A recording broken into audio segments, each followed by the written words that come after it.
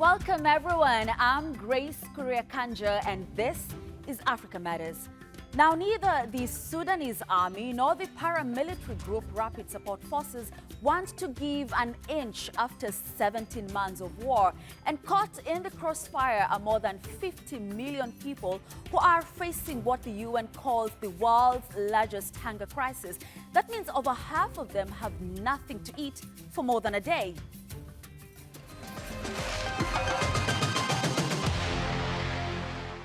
In late September, the Sudanese army launched a major offensive to try and regain control of the capital, Khartoum, from the Rapid Support Forces, or RSF. Days later, local officials reported an attack on Darfur's city of El Fasher, which killed at least 30 people. But despite calls for a ceasefire in Sudan at the United Nations General Assembly in New York, the war continues. We will not allow a ceasefire without a withdrawal, and we refuse any ceasefire, whether it be in Al Fasher or Khartoum or in any other place. These forces have to withdraw from the homes of our citizens, from the roads and from the areas that they have occupied.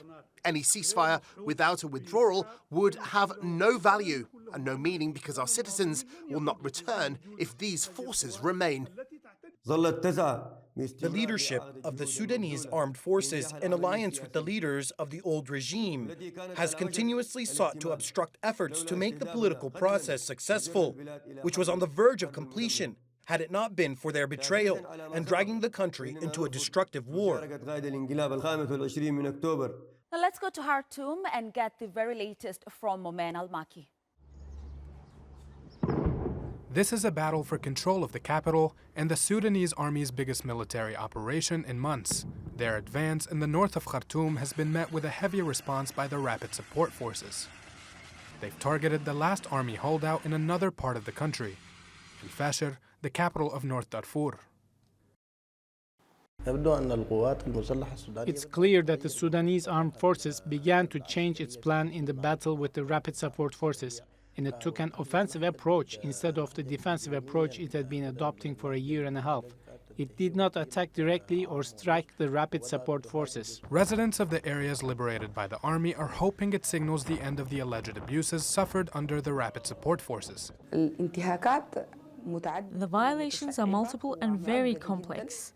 All types of violations that can happen to the human race have happened to the Sudanese, starting with murder, lynching, and gender-based violence. Most homes and hospitals have been targeted during the 17-month conflict, but Zainab al-Sayed and her family chose to stay in Bahri. We have now completed a year and a half since the war began on April 15th. Our stay here in Khartoum preserves our homes and property, and also my father's health conditions did not allow us to leave the city of Khartoum Bahri. So we chose to stay for this period. The problem was getting treatment for my father because the hospitals were closed. But there is little security. Markets and shops are also closed. Water and electricity have been cut off for more than a year. So people here, like many across the country, use wells for drinking and firewood for cooking.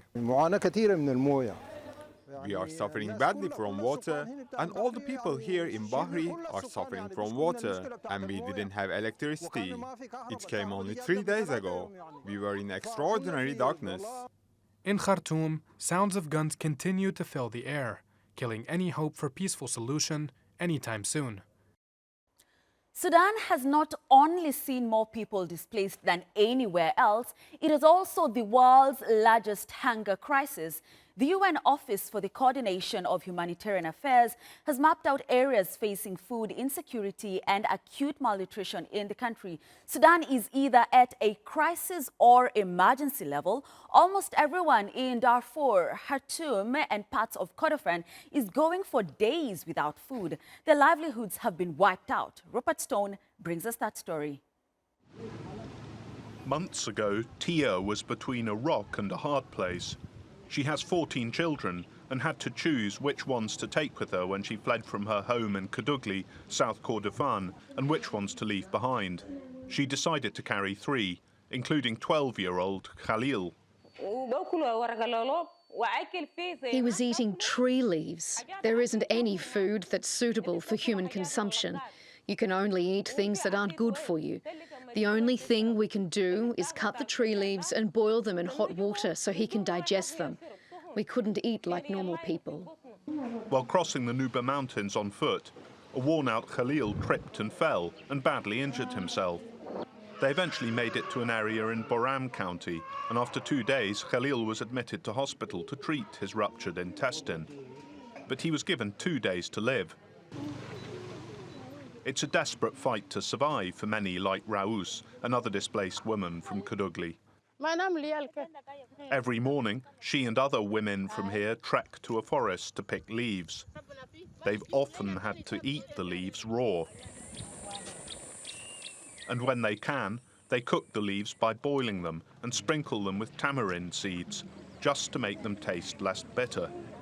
I'm scared of being here because I don't know if I'll live or die. I just don't know. I only surrender to God. I might die like those who died on the road. Back at the hospital, Khalil did not make it.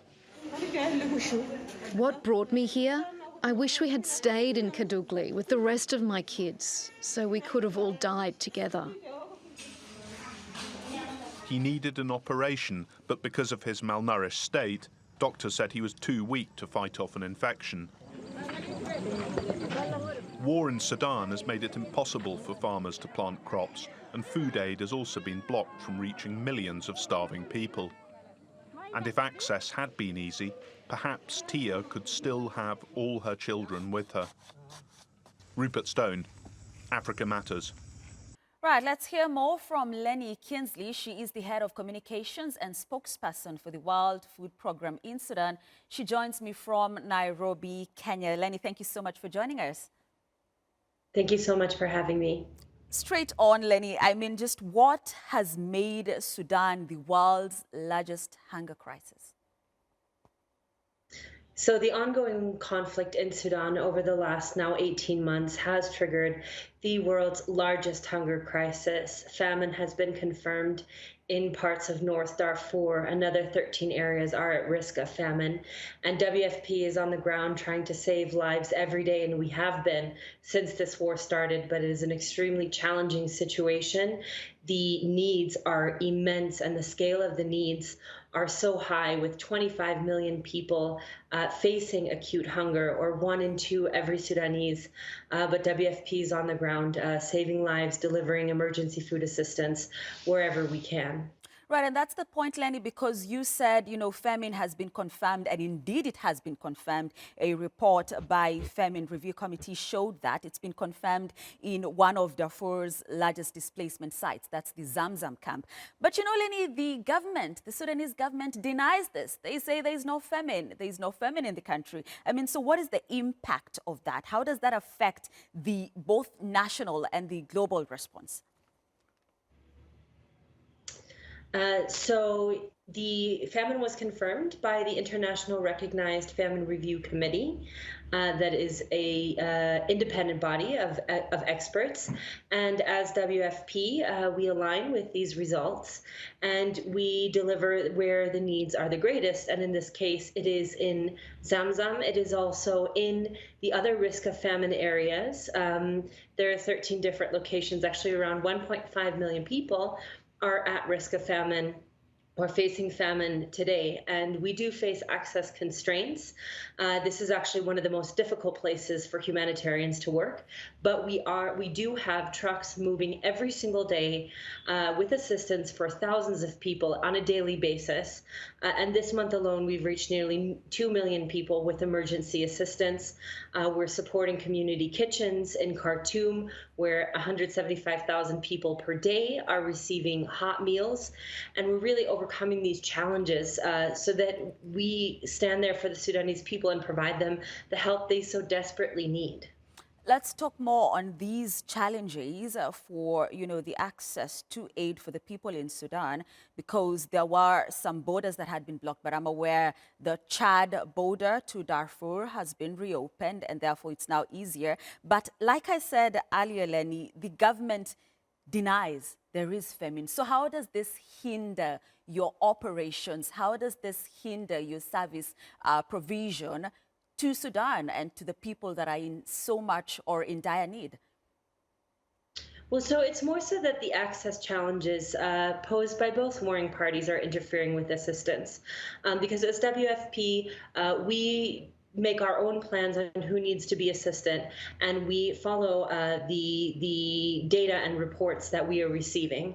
And where we face the challenges is mostly in access. Now, as you see here, in the rainy season, it's been extremely difficult to get trucks to where they need to go. Progress has been delayed. But as you mentioned, the Adre border has now been opened, and also a lot of crossing points, like in Daba, northern state, have also been opened. But what we actually need from the authorities in Port Sudan, from the government in Port Sudan, is just expedited clearance processes so that we can get as many trucks moving every single day. And what we also need is for that Chad-Sudan-Adre border to remain open, as it's currently only open for another 2 months or so. And we need that to be open all the time because if we had been able to pre-position or get food into some of the areas in Darfur before the rainy season started, you wouldn't be seeing those pictures of trucks, stuck in the mud or traversing flooded and overflown riverbeds. Right. And you mentioned the rainy season there. We've seen flooding affect the country. We just came back from drought. So the conflict is spreading to agricultural lands in the east, and floods have washed away the farmlands. Half the country just does not have enough to eat. 25.6 million people are facing starvation. So is there hope in the horizon for the Sudanese people, Lenny? Well, there is always hope, and I think it's so unbelievably impressive to see what local organizations are doing, the community kitchens in Khartoum, and how Sudanese people are sticking together in this. And that's why as WFP, we're also extremely proud to be supporting the local initiatives, especially in Khartoum. And we can't give up hope. It is our duty and obligation to stand for the Sudanese people at this hour of great need. And we can be hopeful that access actually has gotten a little bit easier in the past month. And that means that we hopefully will be able, and now that the rainy season is ending and road conditions will improve, that we can scale up our assistance, as we are planning to reach 8.4 million people by the end of this year. So of course there are challenges, there are obstacles, but our job at WFP every day is to overcome these and also be there to provide hope for the Sudanese people. All right. Thank you so much, Lenny Kinsley, there, the head of communications and spokesperson for World Food Programme in Sudan. Thank you for your time and contribution. Thank you for having me. Still to come here on Africa Matters. I am Mayaba in Banjul, the Gambia, reporting on displaced school children. This follows years of disputes between the residents and the Senegalese forces in the area due to the conflict in Casamance in the southern part of the country.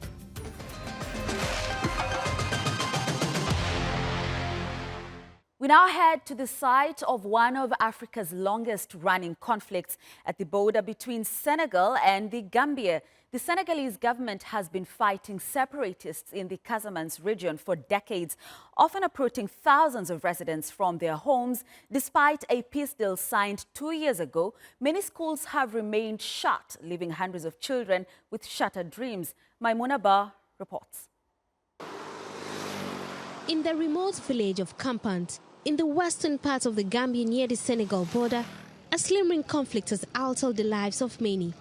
Senegalese forces have been deployed to secure the border and restore peace as part of the economic mission since 2017.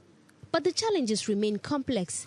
The ongoing tensions have had a profound impact on children like Ami. We went to our classrooms, having lessons with our teachers. We suddenly had the gunshots. We were wondering where the gunshots are coming from. We all come out of our classroom. Ami tries to keep up with her schoolwork despite the disruptions caused by the conflict. She says her dream to become a teacher, like many others, could be out of reach. This school has faced years of intimidations and attack by gunmen. It is the only school in the western part of the Gambia. Fonyi-Kampat School was forced to shut down due to an increase in violence across the Senegalese border. Close to 500 children are missing out on their education. The Casamance is in Senegal's southmost region. It wedged between the Gambia to its north and Guinea-Bissau to the south. The separatist movement of Democratic Forces of Casamance, or MFDC rebels, has thrived on perceived marginalization since 1982. A peace deal between the rebels and the Senegalese government in August has brought relative peace, but people here still live in fear. Teachers feel uncomfortable to stay in the school to teach. Students also feel uncomfortable to be in this school because of what it is a danger zone. Yeah, the area was not proper secure. Security analyst David Kujabi believes a collective effort beyond the borders is needed. Community engagement is really very important. So let's say the army is conducting patrols. It is having bilaterals with the Senegalese, with its Senegalese counterparts, and they are conducting joint patrols. That is happening at strategic level. But how is that of an assurance to the community members and the people who live there if we do not communicate with them? While some in other parts of the Gambia enjoy their lessons in a secure environment, many displaced children like Ami Bojan's future remains at stake. Maimuna Ba, Africa Matters, Fonyi-Kampat, The Gambia. Now also at stake is cocoa in Cameroon, where theft is on the rise as global prices soar due to production challenges for farmers in Ivory Coast and Ghana. Many are now forming vigilante groups and adopting unorthodox methods to safeguard their crops and livelihoods. Nicholas Morgan has more. Rising global cocoa prices, driven by poorer harvests in West Africa, have made these farms a lucrative target for thieves. Prices have tripled to over $2.5 per kilogram, turning cocoa into a highly valuable commodity. And that's forcing farmers like Pascal Mani to patrol his 7-hectare farm with a machete. For him, it's no longer just about money, it's about survival. As a farmer, every day I check my field. Early in the morning, I get up and go around. Before bed, I go around again. I often see my workers too. Communities here have now formed vigilante groups, using bows, arrows, and even charms to protect their crops from thieves. They hope the amulets will cast a spell, trapping anyone who dares steal their precious cocoa. But superstition isn't always enough. Theft has become a major challenge for us, almost like a catchphrase that defines our daily lives. You can't go a whole day without hearing about theft because it affects all farmers. In response, authorities have banned the sale of non-dried cocoa and are urging buyers to avoid unregistered sellers. For us, we have many measures that we take when somebody brings cocoa here. First, we don't receive cocoa from little children here, because little children will believe that they don't own farms. And then secondly, we don't receive cocoa from people who don't know. We have registered farmers here. So if you come here and you are new, we don't take cocoa from you. And thirdly, if you come here with dirty cocoa, we assume that somebody might have dried his cocoa somewhere you pass and picked. Cocoa may be more valuable than ever, but the price these farmers are willing to pay to protect it goes beyond money. Nicholas Morgan, Africa Matters.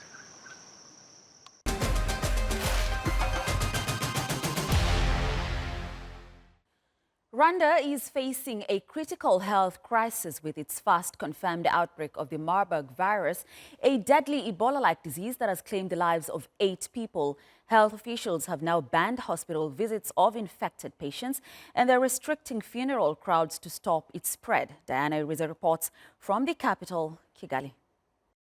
Anita Uwera is a mother of 2 living in Kigali. News about the Marburg virus, now looming over her family, has left her with a profound sense of anxiety. I've heard bits and pieces about the virus, but I don't really understand it. What I do know is that it's dangerous, and I will do everything I can to protect my children. She worries about the potential for a lockdown, fearing that her family could face starvation. The economy is already bad. I work so hard to provide for my children. If I can't go out to earn money, what will I do? Much the same as Anita, her husband, Kusi, knows little to nothing about this looming threat.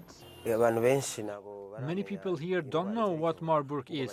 They might hear rumors or see something on social media, but we never really take time to follow up on the news. We need more awareness. If people knew how serious this is, they would take it more seriously. With a fatality rate of up to 88%, the virus, originally spread from fruit bats to humans, spreads from person to person through contact with infected bodily fluids such as blood, saliva, and mucus. And that's why the Rwandan Health Ministry is warning citizens to avoid close contact with individuals who have symptoms such as fever, muscle aches, and vomiting. Healthcare providers are the most at risk. And so far, more than 8% of the patients we have are actually healthcare workers or staff within those departments taking care of very sick patients. But these frontline workers are critical to the country being able to weather the storm. Are providing support in getting testing equipment, because that's very critical at this stage to make sure that the government, the country can be able to do the testing that it needs. We're providing PPE equipment. So some of those, we've already made arrangements being flown into the countries. Most reported cases have emerged in the capital city of Kigali, where it is harder to control than the rural areas. Rwanda is intensifying its efforts in containing this virus by contact tracing, surveillance, and testing as a way to help control the spread of this virus. Families like Kusi's are trying to navigate the dual challenges of health risks and economic survival. As Rwanda grapples with this outbreak, the call for awareness and education becomes more pressing than ever. Dana Iriza, Africa Matters, Kigali, Rwanda. Now, if you enjoy cooking and eating with olive oil, chances are it's sourced in Europe. But with heat waves across the continent each summer getting worse, olive harvests have diminished and prices have soared. That dynamic has presented an opportunity for countries like South Africa, where a growing olive oil industry is emerging, along with calls for government support to help black farmers break into the business. Randolph Nogel reports. Loyiso Manga is exploring a new frontier in South Africa, producing olive oil. We've built a brilliant brand, an award-winning brand, top seller at Woolworths, and we don't have a warehouse nor a farm, but that just goes to prove that the market is there. We just need to now own the value chain. One of South Africa's only black olive oil producers, Loyiso is calling for government support to help entrepreneurs like him take the next step, buying land and planting olive orchards of his own. But it's a process that takes time and money. Part of the challenge is the slow or the lack of political will to say, here is a Loyiso. We know Loyiso's started his brand in 2019, but why are we not pushing this guy? Because this is what the dream of Nelson Mandela, transformation. I really salute Loyiso for coming into an industry that is really white dominated. It had to take a remarkable person to achieve what he's achieved. He's got a beautiful product, and we now, as an association, together with Loyiso and also the commercial farms and land bank, need to see how can we support Loyiso in getting access to land. Olive oil is in high demand, and global prices have soared, with supply from Europe each summer affected by drought, heat waves, and wildfires linked to climate change.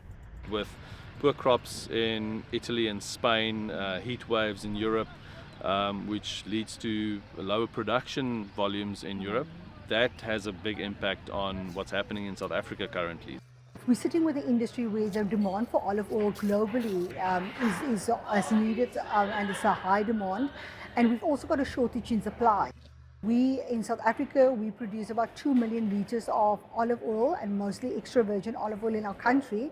And we import about 60% of olive oil from European and other countries, which means that if we can get those volume locally produced, it aligns with job creation, economic well-being, and also gives us more opportunity to grow the industry and advance the industry better. Pushing the boundaries of not only what's possible, But who gets to benefit from this culinary green gold? Randolph Nogel, Africa Matters.